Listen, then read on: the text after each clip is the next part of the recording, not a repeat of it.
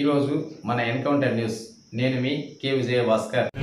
ప్రతి ఒక్క బీసీ సోదరునికి నా యొక్క ధన్యవాదాలు తెలియజేస్తూ ఈ రోజున ఈ రాష్ట్రంలో బీసీలైతేనేమి ఎస్సీ ఎస్టీ మైనార్టీల పట్ల ఈ ప్రభుత్వాలు అవలంబిస్తున్న వైఖరిని నిజంగా ఈరోజు ఎండగట్టాల్సిన పరిస్థితి ఎందుకు ఏర్పడిందంటే గత స్వాతంత్రం వచ్చినప్పటి నుంచి 78 సంవత్సరాల కాలంలో బాబాసాహెబ్ అంబేద్కర్ తన యొక్క రాజ్యాంగంలో పొందుపరిచిన విషయాలను ఏ ఒక్క పార్టీ కూడా ఈ రోజున అవలంబించే పరిస్థితి లేదు.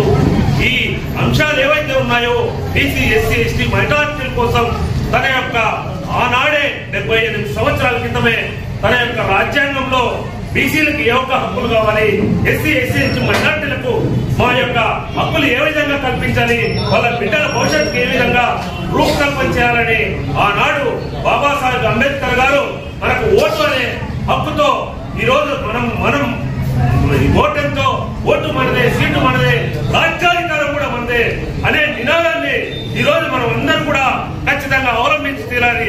ఎందుకంటే 2-3% ఉన్న కులాలు ఈ రోజు రాజ్యాధికారం అనుభవిస్తున్నాయి. కానీ నేడు సంపన్న బహుజన కులాలన్నీ కూడా దాదాపు 85% ఉన్న బహుజన కులాలు ఈ రోజు రాజ్యాధికారానికి దూరంగా ఉన్నాయి.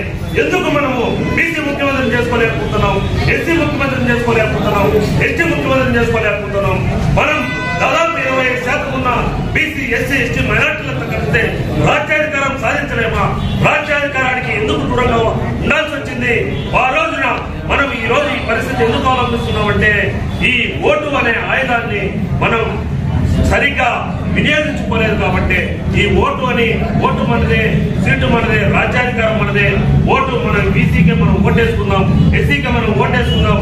ఖచ్చితంగా దాదాపు ఈ రోజు రాష్ట్రంలో 175 స్థానాల్లో మన వాటా మనకు కావాలి. ఖచ్చితంగా 52% ఉన్న బీసీలకి దాదాపు 100 సీట్లు ఇవ్వాలి. ఎస్సీ ఎస్టీలకి దాదాపు 150 సీట్లు మనకి ఇవ్వాలా.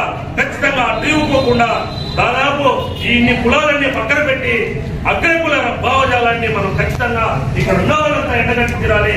అప్పుడే రాజ్యాధికారం తీసుకుని మనం పయనిస్తాం. వృత్తి విద్యా అవకాశాల్లో మనం వెనుకబడిపోతున్నాం.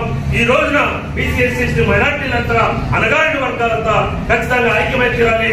ఇదే బీఎస్పీ పార్టీ గతంలో కాంశీరావు గారి నాయకత్వంలో ఆయన నిరూపించి చూపించాడు.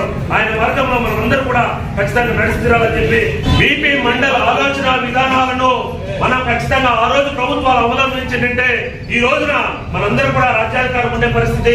బీపీ మండల్ విధి విధానాలు ఆ రోజు ఏవైతే రూపొందించారో వాటిని కేంద్ర రాష్ట్ర ప్రభుత్వాలన్నీ పక్కన పెట్టాయి కాబట్టి ఈ రోజు ఖచ్చితంగా బీపీ మండల్ ఆలోచన విధానాన్ని బీపీ మండల్ తన యొక్క పొందుపరిచిన అంశాలను ఖచ్చితంగా కేంద్ర రాష్ట్ర ప్రభుత్వాలు అవలంబించి తీరాలి.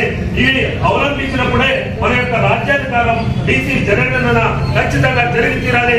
ఇందాక అర్థం చెప్పాడు, సింహాలకు, కుక్కలకు, నక్కలకు ఎన్నున్నాయని లెక్కిస్తున్నారు తప్ప ఈ బీసీ కులాల వారిగా జనగణన ఖచ్చితంగా జరిగి తీరాలి.